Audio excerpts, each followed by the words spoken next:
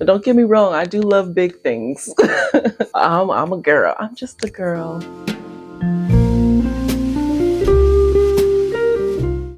Hey sunshine, welcome back to my channel. If this is your first time here, first off, hey girl, how you doing? Nothing but warm welcomes over here. Secondly, please consider subscribing for more fashion, beauty, lifestyle, level up, self-improvement, personal growth, all the things, because we are on a mission over here and I would love for you to come along. So if you're anything like me, with the longer days and the warmer weather, the seasonal slump starts to lift finally. And plus, let's also be honest, all the New Year's resolutions hoopla is behind us. And then just with spring, with April showers bringing May flowers and all that type of stuff, we're entering that second quarter of the year. It's just the perfect time to start your new 12-week year and just reassess, realign, look at your previous 3 months, and then just set yourself up for success going forward. So today we're diving into simple and realistic ways just to romanticize your life, especially as we enter into this beautiful new season. This isn't about pretending that everything is flowers and roses all the time and pretending things are perfect. It's just about finding joy and intention in the beauty in everyday life. It's about making your life just feel a little bit more special just for you. And it's also just about embracing that main character energy, because life can get monotonous and very boring as you're going about the day, doing the same old thing, the same old routine, getting up, going to work, taking care of kids, cooking dinner, cleaning your house. We have to bring those little joys into all those monotonous things, or else, geez, I don't want to think about what else. It's just thinking about how we don't have to make those little moments just super action-packed or super exciting for them to be enjoyable. And this is just something that I think about a lot, especially as you get older. You start to slow down a bit. The things that used to thrill you when you were younger don't thrill you anymore. For example, at my big age, I prioritize rest over partying and being super social. So I'm just a really big advocate in shifting your mindset and doing little things to enhance those monotonous everyday things, and just to give you a better quality of life and just to make life all around more enjoyable. So my first thing is to creatively plan your next 12 weeks. Like I said earlier in the video, we're in a whole new 12-week year. So it's a great time to just start fresh, to reassess your goals, realign to your goals. Take some time to think about your next 3-month goals. And don't just make any old list. Get creative with it. Like, make a fresh Pinterest page, do some journaling, do a new vision board, do a mind map, do something that just gets those creative juices flowing and gets you excited about that next 12-week year, rather than just writing down some boring lists and saying, okay, I'm just going to do this. If it takes getting a new planner, planners that are not the whole year, there are 12-week ones, there are half-year ones, there are quarterly ones. So there's so many different options out there. Just do whatever works for you and try the thing that is going to get you excited and fired up about this next portion of the year. Okay, and then our second way that we can romanticize our life is by doing a good spring clean. I always like to do a good spring clean this time of the year. Spring is technically the astrological new year, so you can just think of it as your new beginning. And then also make your spring clean like a vibe, because sometimes if we're a little bit lax in our cleaning throughout the year and things have built up a bit, it can be very daunting just to even think about doing a clean. But if you make an event of it, like putting on some really good music, whatever it is that you're in the mood for. Sometimes I'll do classical music. Sometimes I'll do a good old 90s R&B playlist. Sometimes it's Beyonce. Just whatever it is that puts me in the mood. Just whatever you got to do to put yourself in a good headspace just to tackle it. And then our third way to romanticize your life is to declutter. Spring is also a perfect time for decluttering, getting rid of all that old junk that you don't need anymore. With the arrival of the new season, it's really just great to be intentional about what you keep in your space, because what you keep in your space really does affect your energy, and I'm a strong believer in that. So we're getting rid of all those things that no longer serve us and are killing our mood. And then our fourth way to romanticize your life is just to let fresh air in. During the winters and like when it's raining and stuff, of course we want to keep our windows closed. You can turn on AC or turn on fans, but there is nothing like fresh air blowing through your room. It just like instantly changes the energy of the room for me to breathe in fresh air in my house, rather than having that stagnant recycled air that comes through your AC or fan. So it's finally warm enough. Open up those windows, breathe in the fresh air, and just let the breeze flow through. And then our fifth way to romanticize your life, if you've looked at any of my other videos, You know, this is one of my favorite things. And it's always going to be on every list. And that's just to buy yourself flowers. There is nothing that says spring like some beautiful fresh flowers. You don't have to go all out. They're inexpensive. You can get them from Trader Joe's. Flowers can just brighten up any space, whether it's your desk, it's a dining table, a nightstand. I'm actually just getting over COVID because, I mean, girl, COVID took me out. I mean, I don't think I've had a round of it that bad, but yeah, it really took me out. I was a hot mess, and my daughter, she's so sweet. It's like our thing in our house is just to always have flowers. We get them for ourselves, we get them for each other. So she got me some flowers to put on my nightstand, and it just really made me happy, especially when I was not looking, feeling nothing the best. I was just a bump on a log.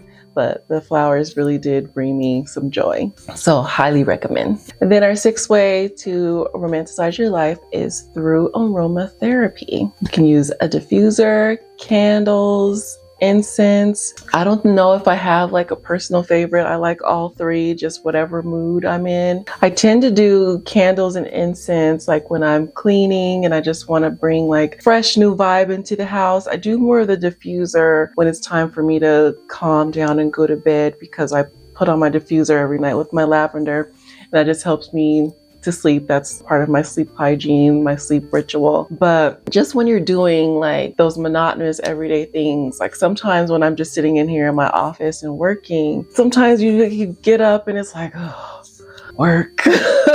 You know, it's not exciting. But sometimes I'll bring in a candle, and that will just bring my mood up a little bit more, and it just romanticizes that function of having to do that thing that I really don't want to do. It just brings a little something extra just to smell something nice. It really is like a therapy through aroma. When my mood is not feeling good, I'm not feeling great, just the aroma just does something for my mental health, just to inspire me to get up and get her done. And then the next way to romanticize your life, number 7, is to do a bedroom refresh. I chose the words bedroom refresh because that could mean different things to different people. It could be redecorating your room. It could be washing, your bed linens and your favorite laundry detergent. It could be straightening up your room. It could be decluttering. It could be adding some soft lighting. So this could just mean different things to different people. But it's just about making it a place that you love retreating to, and also waking up to, because your bedroom is the first thing that you see when you rise in the day. And for me, it truly does set the tone for how my day starts out. If I'm starting my day in a room that's uninspiring, unromanticized, and just depressing to wake up to, then that's gonna set the mood for how I feel starting off my day. So I want to wake up to my space that is my space, and it's my sanctuary, it's my peace, and just set myself up in that little way every day. And then the 8th way you can romanticize your life is by taking a long bath. And this is not just any bath. We're making our bath a full-on vibe. This means that you are putting your bath salts, your bubble baths, your oils, whatever it is that you love to enjoy in your bath. Can you tell that I love to take baths? It's like, excuse me, I'll be glad when this cough goes away, because this cough is annoying. But like I was saying, can you tell that I like bath? I have one of those bath trays that you can put an iPad or your laptop on. It also has slots to put your wine glass, put candles around, put on music, whatever you want to do, to read a book, watch your favorite movie or TV show, and just make it a vibe. And then the 9th way that we're going to romanticize our life is by starting a relaxing hobby. And this is just something that's going to be low effort for you. It's going to be very comfortable. It's not going to be too much of an energy investment. It can be something that really engages your creative and your calm side, because we need that. We live in such a world that's just so hustle all the time, that we need to just do things that we enjoy joy, that bring us peace, that level us and ground us. So try like painting or writing, reading books. You can try flower arranging or baking or even gardening if you have the space to do that. It's something that's just for fun, just for you, that is no pressure. One of the things that I love to do right now is writing. Like I can just get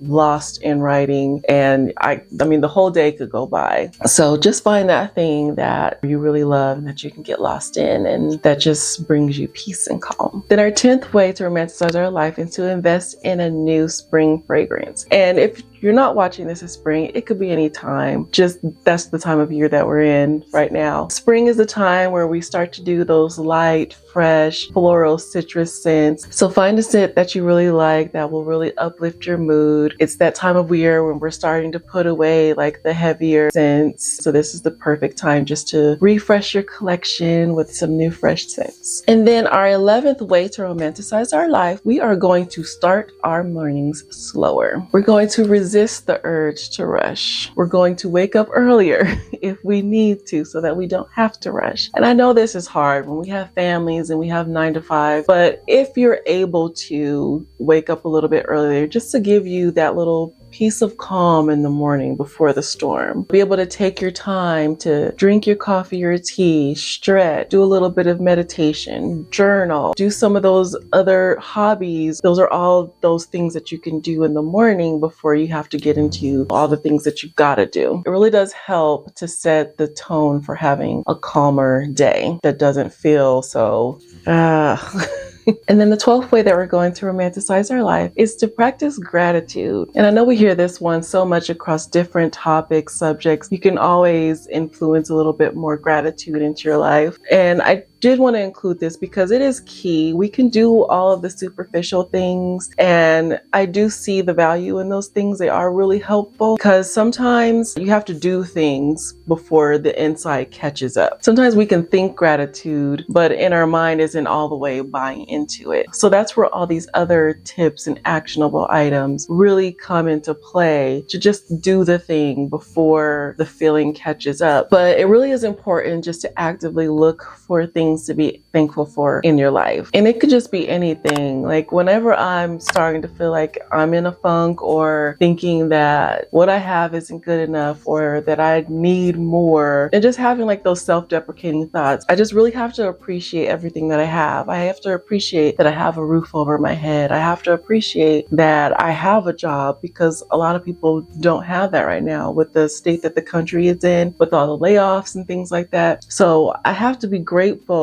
for those things, that I have food in my fridge, that I have electricity powering my home, that I have a family that loves me. So you have to stop like the comparison game, because a lot of times we'll get wrapped up in what other people have and what they've got going on, thinking that what we have is not enough. But the thing about it is we don't know what is really going on in that person's life. We don't know if what they're presenting to us is real or even true. So we have to stop that comparison, because we never know what's real, and just live our lives for us and be grateful for what you have. And that doesn't mean that you can't aspire for more, work for more, want more, because if you know me, I just think that we deserve everything. You deserve everything that you want, but you can walk and chew gum at the same time. You can want more but still be grateful for what you have and where you're at in your life right now. And then this rolls into our next way to romanticize your life, number 13, which is just to appreciate nature. Just as feminine women, it's important for us to appreciate the little miracles that we see in everyday life and that we take for granted. Appreciating fresh air, it's seeing the beautiful trees outside, appreciating flowers and plants that we see out in the world, the birds that we hear chirping. And it really is just a grounding activity that I've found.